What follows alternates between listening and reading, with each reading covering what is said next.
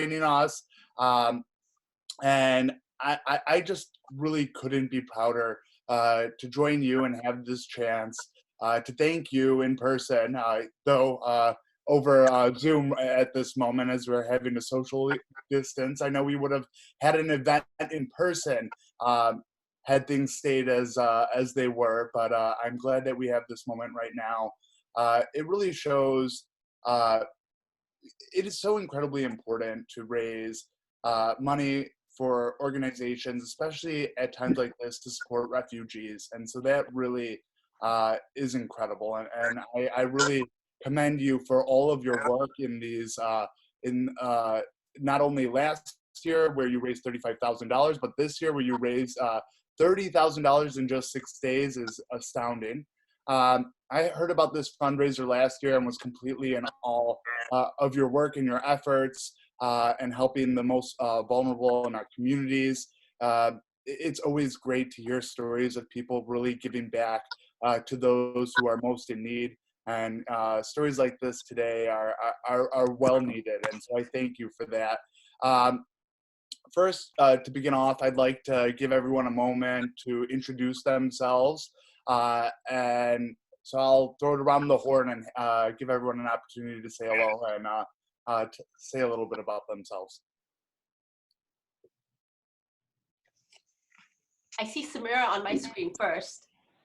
I thought you were going to start. So lead us off, Anisha. You should start. Sure, I will. No, thank you so much, Commissioner Morrison, for having us. And last year when Commissioner Morrison, I had gone to a school board meeting and there was an envelope sitting at my desk with this beautiful, I don't know if you can see, this beautiful resolution. And I was so surprised because I hadn't heard anything about it. I texted Father Corey and be like, do you know anything about this? And nobody seemed to know anything about it. So it was just such a great surprise for this team to get acknowledged for all their hard work. And last year was definitely our first time. So thank you so much for having us. And thank you so much for the surprise acknowledgement and official resolution. My name again is Anisha Ismail Patel, and I am a board member of Board of Trustee of Vida House of Hospitality, a mother, and an Arlington Heights resident. Samira, I'll hand it off to you. Hello, thank you, Commissioner. Thank you, everyone here. I know I see all of you every week, so it's pretty nice, again, to continue that tradition. My name is Samira Qureshi. I am a mother and a wife and many other things. I am the regional co-leader for the Sisterhood of Salam Shalom, which is a group of both Muslim and Jewish women who come together to fight against anti-Semitism and Islamophobia. And actually, when Anisha had done this for this year, she called me up and she said, would you like to join? And I said, can I bring the sisterhood along? And she said, absolutely. I asked them, they were totally on board. And we did this, we had a call with Darlene. It was very eye-opening because a lot of us did not know what was happening with the refugees and that whole journey that they go through. So we are all very proud to be here on behalf of the sisterhood and helping. So thank you. Would you like me to pick the next person? That's great. Okay, I see Iqbal. Iqbal. My name is Iqbal Kaselli. I'm a mother too. I live in Arlington Heights. I am part of the Turkish American Society in Mount Prospect, as well as Islamic Society of Midwest as a volunteer. I do involved in a lot of interfaith and intercultural activities in my area as well as at community at large. I enjoy being part of this team too. Next person is Sarah. Hi, my name is Sarah Ahmed. I live in South Barrington. I'm a junior at Loyola Chicago, so I'm honored to be part of this team as like the college intern. And I worked in the past with Father Corey on an interfaith board called the Children of Abraham Coalition. So I'm excited to work with him again on this project. The next person I see is Nikki. Auntie. Okay. Hi everyone. My name is Nikki Desai. I will have to be honest. The reason I actually even said yes to Anisha was just to be around her and learn from her and all the great, skills she has. I'm like, even if I can get 1% of that, it would be an awesome journey for me. And then as we digged deeper last year, I realized the magnitude of what we were doing. And that's why I chose to, continue that journey this year. And I'm so proud to be here right now and be part of this amazing group of amazing ladies. Oh, and I have to pick one, right? Okay, so next I see is Samina. Hi, thank you, Nikki. I'm Samina Rizvi. I'm a resident of Inverness, Illinois. I'm an optometrist. I work in Arlington Heights. I'm a mom of 3. I was first introduced, and like Nikki said, anything Anisha does is great work. So I actually met Anisha many years ago working on interfaith for children, that kind of stuff. So I've been involved in a little bit of stuff in the community. To be honest, I was introduced to this, the whole migrant youth. 2 years ago, I wouldn't really have understood. I was introduced to this last year, and like Nikki said, learning last year what a great impact, how important this is. I felt it was important to kind of join on and to help in our local community, build more bonds in our community, bring awareness to this topic of migrant youth, which I don't think many people truly understand. I think it's changing, but it'll be some time. And then it's nice because we can actually look back at this work and you can see what you've done just in these past few weeks and what great impact we've had. And I hope that this is something we can all continue. Oh, so should I pick the next person? Can you guys hear me? Yeah. Oh, okay. Oh, okay, because your face is Liz. Is that okay? Thank you, Samina, because I can't figure out how to change my screen from St. Peter's. So I appreciate that. My name is Liz Schrank. My husband, Peter, apparently manages this Zoom account. But I'm a mother, an Arlington Heights resident, and a small business owner. I'm a photographer, and much like I think many of the people here, I came along because Anisha asked me to. And it's been an honor and a joy to try and contribute in some small way through all this. Okay, I'm sorry. I'm going to pick, I'm sorry, I'm like going through to see who has not yet gone. Farah?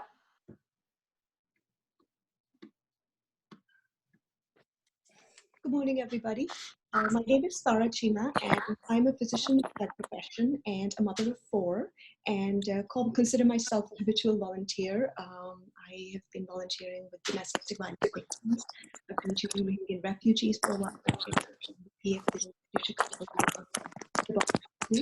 the Viera House was introduced to us by Anisha last year. And my husband and I visited there last December, I would say, and we were really moved by the way the Viera House lends support to these young gentlemen when they come to this unknown world, and helps them become productive members of the society during their transition. And I feel that this is a mission that will foster goodwill and brotherhood between all communities. And yeah, that's pretty much that's it. I will choose Father Corey and Darlene. Yeah, let's go with Father Corey. I'm honored to be here this morning. Well, honored to be with you. I'm not that honored to be in my room.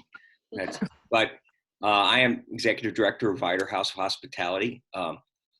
And I think that later in the program, Anisha has asked me to talk a little bit more about Vider House. I won't do that now. But I'm also honored to be one of the co-founders of the Children of Abraham Coalition, an interfaith nonprofit in the northwestern suburbs that sponsors interfaith dialogue events, interfaith leadership events. And that really is a project that began 10 years ago that really helped me develop the roots in the community, especially in the Muslim community, that have served so well to bring these incredible people together with this newest project, 3 years old, Vider House. So it's great to be with you all again. And I just feel like part of the family here. And as I tell people often, I never dreamt as a little kid I would be a priest, but I certainly never dreamt I'd be a priest surrounded by so many wonderful Muslims engaged in the same mission of creating a world that our one God hopes we can create, that the world our one God dreams about. So thank you so much. Position, Darlene. Oh, Hi, everyone. I'm Darlene Grumina. I think I'm under a different name of Kathleen McCahey. See that on the screen? Mhm. Yeah. I don't know if do you see me? Yes. yes. Okay. So I'm the director of Bethany House of Hospitality. Again, we are the female counterpart to Vider House. We are located in Chicago, and it was very nice to put some faces with names because I've been seeing your names in emails and wonderful comments. So I'm nice to see all the names. I'm also a mother of two, which I don't usually introduce myself as in my professional work, but that is true. And I guess I'll talk about Bethany House later, but I've had the opportunity to work with a lot of Muslim youth in the northwest side of Chicago, in the north side of Chicago through Sullivan High School. And so I actually was helping a lot of young Muslim students make a relationship with Catholic colleges in my job before this one. And so it's been interesting to see some of them go on to Georgetown and to Loyola and work in different settings. And so it's a pleasure for me, again, to be associated with Anisha and also Father Corey in this project of relating the young Muslim women to this wonderful coalition of women that's forming. Well, thank you all so very much for joining us today. Oh, sorry. One more person. I'm so sorry. We have Nazish as well. Yes.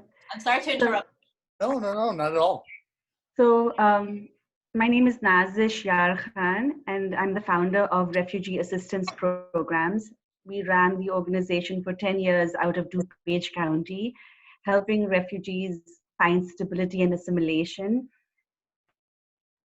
And it was everything from helping them with kitchen kits to food to training to be a truck driver or a nurse, or we raise the funds to help them, find sustenance, long-term stability.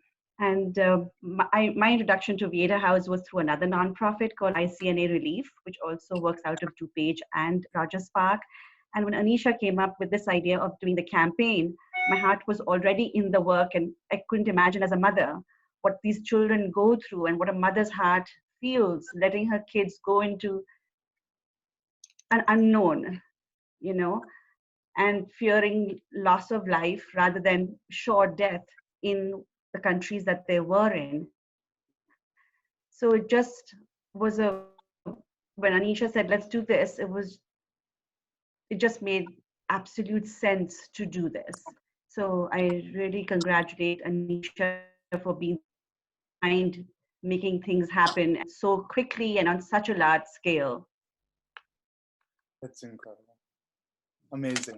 Well, I just want to tell you, I couldn't have thought of a better way to begin my Sunday morning. Hearing your stories really has warmed my heart, and I thank all of you for the work that you've been doing. It's really incredibly powerful to hear, to see so many strong women, especially of the Muslim faith, standing together to give back to their communities and those who are the most in need, to all refugees. It is really something.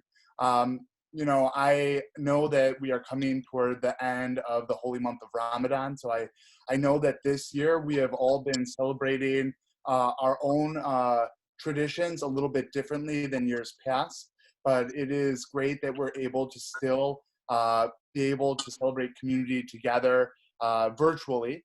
And so I hope that you have all taken some time to really reflect on the beauty and the good in the world around us during this time. There is a lot of great things going on, even though a lot of the news stories are heartbreaking. There are just as many stories of people giving back, just like you have been able to do for communities right here in Illinois. So I thank you for all of your work.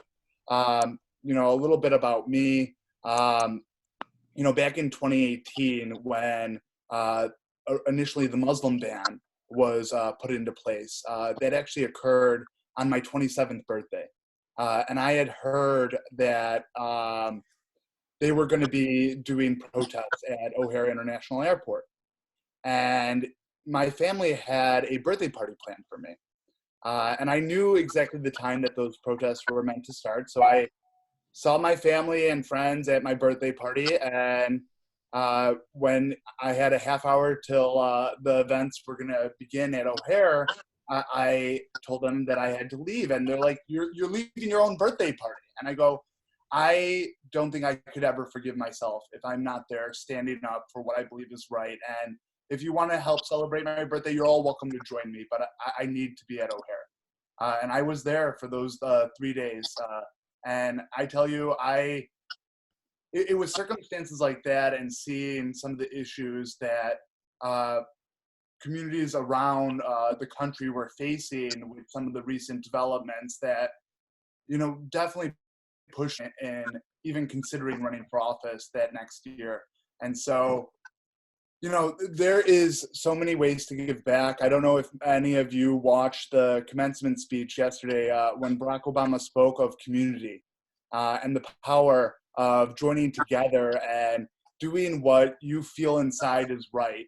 You know, that really spoke to me, and I feel like I'm witnessing a live example of exactly the type of community organization he was talking about. People coming together to help those most in need is a truly wonderful thing. And I thank you all for your work, especially seeing so many young, strong women on this feed today who have been joining together in these efforts is really quite astounding. You know, I'm the youngest county commissioner in Cook County history. So it's great seeing other fellow youth standing up and taking part in some of these actions. I know that the next part of our conversation, before I go on to read the resolution, I'm going to let Father Corey and I believe Darlene speak a little bit more. I would love to hear more about your efforts with Bethany House and with Viator House as well. Great. Darlene, would you like to begin? I could. Bethany House of Hospitality, just to talk for a minute, is kind of began a few months after Viator House, and realizing that as well as young men being in children's detention, there were young women. Some of those women also have children with them, so we were particularly touched, and first we were horrified by seeing all the separation of women and children, but now we're also realizing that when young women leave children's detention at age 18 and they're sometimes sent on to adult detention, they're also separated from their children. So we have at Bethany House have accepted women and children. So we've, in the course of our 2.5 years, we've had 42 young women pass through and 9 children. So, and all of the children have been under 5 and most have been under 2. So little ones. That have been, clearly needed to travel with their parents and not be separated from them. So we're happy to do that. And we have been located previously in Bartlett, Illinois, but now we've recently moved to the Hyde Park area of Chicago, where we currently have a 20-bedroom house, so we can house many more women that we were able to at our first place. And we have more room to spread out in. And so at this point, we've had 4 children at any one given time. So we have a full house of women. Women have come from probably about half from Africa and half from Central America and a few other countries. We recently had 4 women from Brazil with children. So it's a little varied as to who comes and when. We've had 5 Muslim women over our 2.5 years, and from Ethiopia, from Sudan, from Somalia as well. So we've had less Muslim women in general, but we had a big variety of women who have passed through our things with varying situations, varying stories. Many have come by themselves. One young woman from Somalia said to me, you know, we were traveling up, walking from Ecuador to the Mexican border. She said, and some man said to me, don't worry, you're almost there. And she said, I didn't know where there was. So people don't always know where they're heading. They know what they're leaving perhaps, but they don't know where they're going to. And that's a question when you're, 16 or 17 and traveling by yourself. One of our young women saw her father drowned in the Rio Grande River and then crossed the border by herself. So, lots of harrowing stories, lots of difficult times. People women that have been trafficked. We know the trafficking situation of young women into the domestic work, but also the sexual slave trade. Work is distinctive and terrifying and horrifying, and leaves people in very difficult places. So we've had a number of women who have been in that situation, and it's very hard to think about the idea of going to school and educating yourself and working and supporting yourself when that's been the custom that you've learned of how women get along in this world.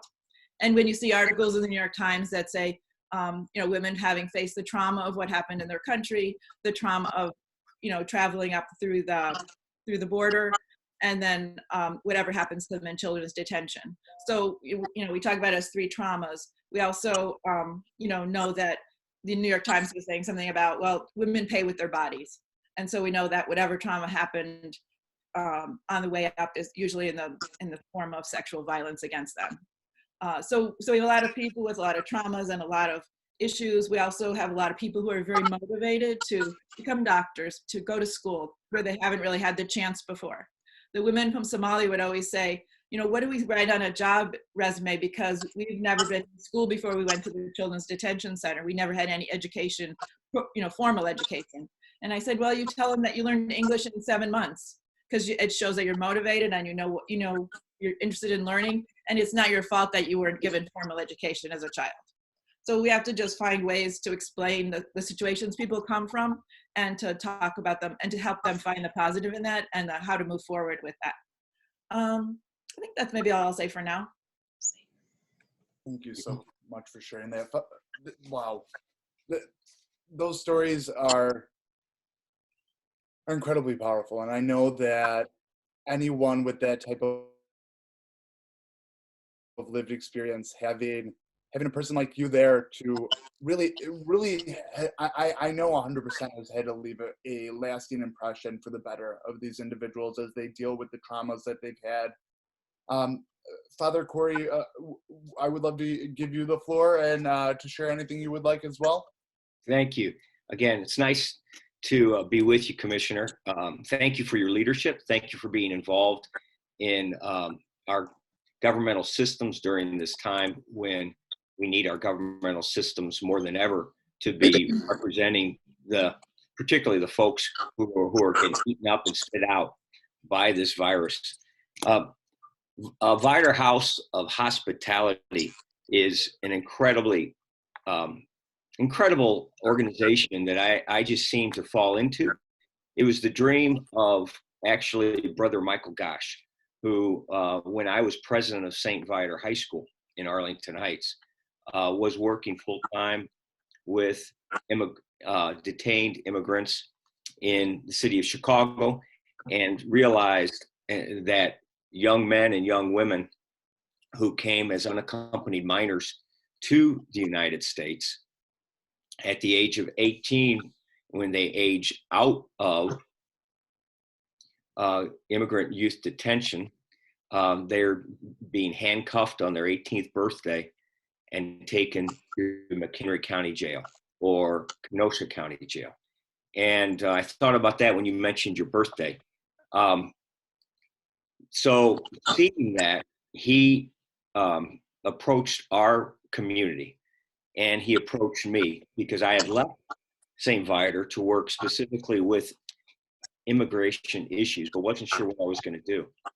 But in October of 2016, he said, well, let's partner together. Let's do this. We're Viatorians. We were founded in the 1830s to work in rural France with young people on the margins, particularly as educators. I'm proud of my Viatorian order because they gave us the approval to go forward and a up to $300,000 a year in seed money. And it seems like so long ago, but it really just was 3 years ago in January. And since then, Viator House has welcomed 63 men from 18 different nations, 4 different faiths. 9 of our men, because of Viator House, have been able to graduate high school. We currently have 4 studying in colleges. 14, 15, I have to look at the stats, have been reunited with families because of the fact that they were able to find cousins, aunts, uncles willing to welcome them after they came to Viator House. We are really incredibly proud to hold ourselves up as an interfaith organization. Though founded by a Catholic religious order, we are partnering currently with 20 faith communities in the northwest suburbs, churches, mosques, and synagogues, as well as religious organizations like ICNA Relief. And we have more than 70 volunteers from several faiths who act as tutors, mentors, drivers, house assistants. This has been, for me, in many ways, a dream come true because it's the dream of the world we want to see, where people of all faiths, people of all national identities come together and form one interfaith international community that lifts everyone up. I mean, I have to tell you that I always talk with our volunteers and our about, you know, our job is not to quote unquote help these poor asylum seekers. Our job is to accompany them, to walk with them for this part of their journey and let them teach us and let them inspire us. You know, a couple quick stories about the quality of these men. They're not angels, trust me. They're 18, 19, 20-year-old men, but they have such inner strength and such a care and concern for others generally. One young man, a young Muslim man who's since moved on to live with fellow Bangladeshi friends in New York, was driving with me one day, and his name was Opu. And he said, Father, I don't know if I'm going to win my case. Right now, I can't even work. I don't have anything, but I want to help others still. And I realized one thing I can do is to give my blood. So can you please help me? Because I realized I can give my blood at least a couple times a year to help others. Opu's dream is to start some type of an agency back in Bangladesh that will either work with orphans or with people on the street. So here I am as a Catholic priest, and for my Muslim brothers and sisters to listen to this young man, this young Muslim from Bangladesh talk about offering his blood for the benefit of others, that's a part of our ritual in Catholicism when we remember that Jesus said to his friends, this is my blood. This is all I have to offer you, but I offer it for the life of the world. So that touched me deeply in a spiritual level, that here this young Muslim was showing me the face of God that even I see in my own tradition. Finally, a young man named Oscar, who from El Salvador, escaped the gangs in El Salvador, was held hostage by a cartel for a couple months at the Mexican-American border before he was able to escape. Came into our program a couple years ago, and last summer he came to me really upset because his 15-year-old brother was being now threatened and targeted by gangs and was indeed hiding in a cow pen in El Salvador. So this 19-year-old at the time managed to put together a very detailed plan that that required raising more than $3,000 and sending money at different intervals to different places in Mexico and El Salvador in such a way that the bad actors in those countries couldn't target someone who they saw taking a lot of money at once, if that makes sense, and arranged with friends in El Salvador for a friend to travel with his little brother from that farm where he was hiding to the Guatemalan-Mexican border, and then arranged with a friend in Mexico, a friend to ride all the way down from the US border to Guatemala and to ride with his little brother up to the US-Mexico border, where eventually, despite our governmental policies at the time, and that's another story, he was able to present himself and ask for asylum. This young man at 19 arranged this incredibly complex escape journey for his 15-year-old brother. And because he said, I am not going to leave him alone. Because of Vider House, we were able to work with the Office of Refugee Resettlement and with Oscar and I was honored 2 months ago to be at O'Hare Airport when his little brother, Leonel, the one who is hiding in a gang from gangs in a cow pen 9 months ago, came off the airplane to be released and welcomed by his brother Oscar. Now they are living together in Arlington Heights. His brother is working 6 days a week in a factory, and Leonel is safe and now registered in school. That's a long story, but it talks about the quality of the men that we welcome, and I know the quality of the women that Bethany House welcome. It talks about the incredible impact of Vider House and the volunteers and the donors who not only are changing the lives of these men, but are touching the world. You know, as our men are able to go to school and succeed because of tutors, because of drivers, and are able to work, they're also able to send thousands of dollars home to family members is trying to hide, escape violence, or trying to survive and pay rent. So this Zoom call right now, in reality, is touching countries all over the world, as well as the young men and young women in these two facilities. And so please know the worldwide impact that you're having, while indeed in our little neck of the woods, we are creating the world that our God dreams of. God, that is incredible. And I bless you for your work. And I thank you all for the incredible impact that you all have. These stories are huge, and it's something that I, through my own research and through my avid reading of multiple news sources, people who are seeking asylum, refugees, have such trials and tribulations laid upon them, and it is incredible to see people give back when they are able. I know we don't have a lot of time left, and I do want to get to this resolution, but before, and I do want to hear a little bit of how you got involved. I think we have till 11:45. Thank you so much. I first want to start off with this amazing group of women. When they introduced themselves, they were so humble in the introductions, but these women, they work so hard, and to the point. So as far as even this month, right, in less than a month, these women have raised $60,000, right?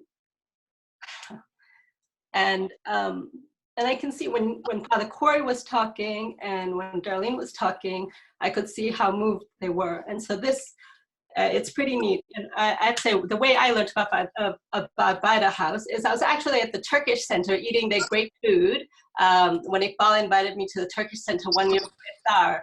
And Father Corey was there. And I know Father Corey from kind of interfaith circles, and I've heard him speak, and I knew how amazing and inspiring he was.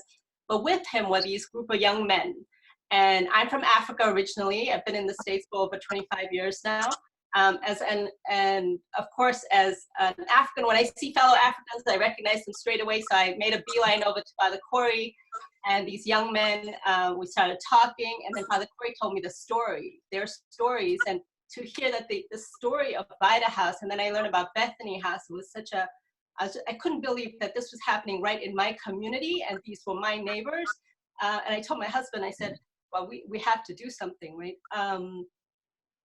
And so, of course, so Father Corey actually called me. We had an informational meeting. And so when Father Corey asks you to join a board or asks you to do anything, you can't say no.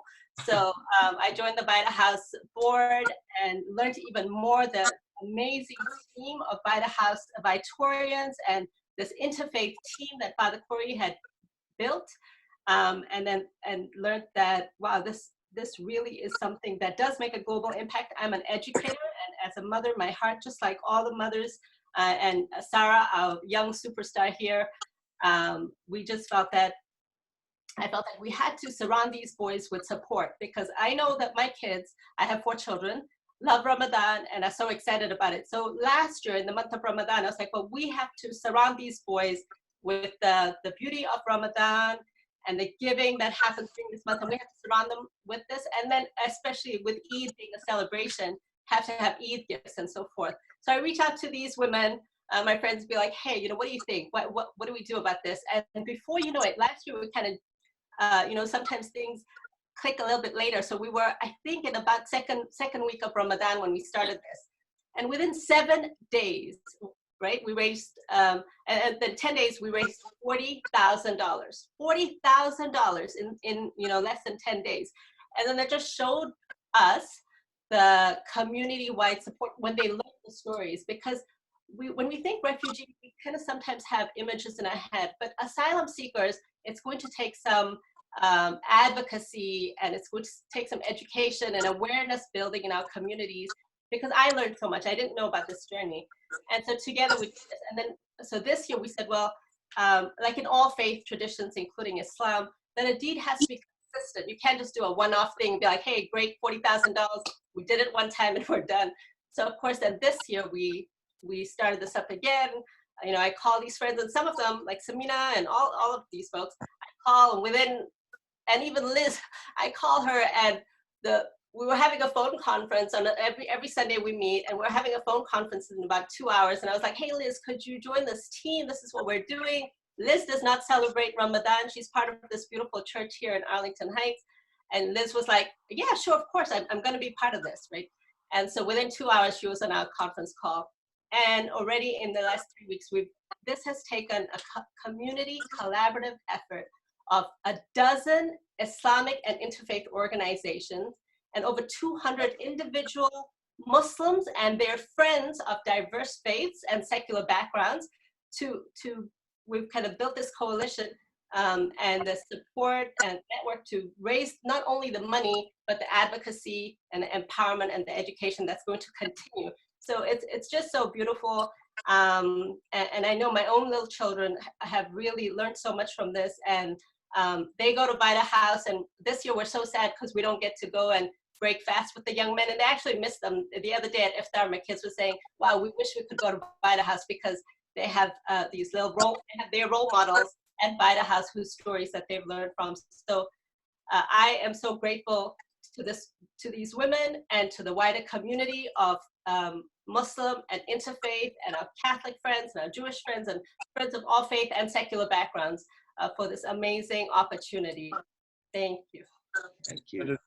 It's absolutely incredible. Anisha, thank you for your leadership and stepping up last year and bringing a incredible group of people together to make a truly lasting difference. Over $40,000 last year, $60,000 this year. When are you raising money until? Is it still continuing? Yeah, so this team, it was so funny. We raised it 37 days, right? So I come back to this team, and I'm like, hey, you guys, they were kind of done, 30,000. We said 30,000. What do you think? We should stop. my good friend Farah here, she raised the ball for us. She's like, well, and all of them, they're all like, well, why don't we go to, in my head, I was thinking 50, but they were like, no, let's keep going. And Farah's like, let's do 60. And I was like, oh, that's the whole, we're going to be like, this is, I knew it would be possible, but I was like, hey, we're going to really have to like hustle, because if we set a goal, we have to make the goal, right? So they set the goal at 60, but they're not stopping there. That's the power of this team here, because they want to, and we're going to be talking to Father Corey and Darlene. We said we'll give ourselves 2 weeks after Ramadan, take a break, and then have a conference call with them. They want to do a year-long support, where it's not just in Ramadan. They want to pick up the whole year, have some kind of support that they provide whenever Father Corey and Darlene, and they have a lot of great ideas. Sarah's our note taker at our meetings, and she has jotted all these amazing brainstorming ideas, and then we're going to continue developing them. So we're getting ready for like a 365 wraparound. Amazing. Wow. Well, Anisha, I'm going to have my team reach out. The final number, I am very interested in knowing how much farther of that 60,000 you're able to do as we come to the end of Ramadan. What I am going to do right now, I'm going to read the resolution we passed last year. When we get those final figures, I want to pass a separate resolution celebrating all the incredible women on this call, as well as Father Corey and Darlene. So once this latest fundraising effort is done, I would like to celebrate all of you for all of your activities, especially in this latest fundraiser. It's incredible. And I tell you, though there have been a lot of difficult stories that we've heard on this call, it's great to know that your efforts are truly making lasting impacts on individuals who've lived this reality. And so I thank you for that. And I look forward to continue to being involved with you in your efforts. So without further ado, the resolution that we passed last year, we'll have another one coming out this year, but honoring Anisha Patel for her incredible fundraising efforts. Whereas Anisha Patel is a parent, the CEO of her own company, and a fellow with the think tank on global education at Harvard. And whereas Anisha was elected to the Arlington Heights Elementary District 25 School Board in April 2019, whereas Anisha started a fundraising campaign called Your Support Matters to Unaccompanied Youth Migrants.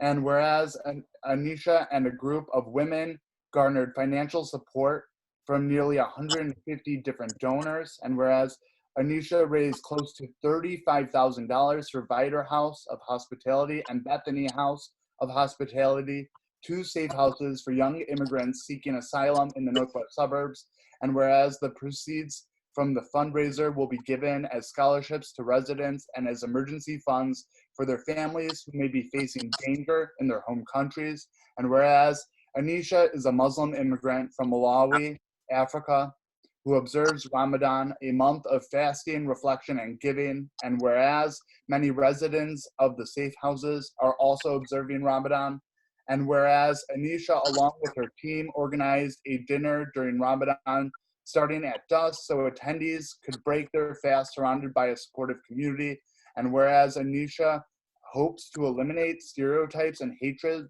that the Muslim community faces by creating supportive and loving safe spaces. And therefore be it resolved that we, the board of the Cook County Commission, would like to recognize Anisha Patel for her dedicated efforts to raise funds and create a welcoming community for unaccompanied youth migrants. And be it further resolved that a suitable copy of this resolution is presented to Anisha Patel.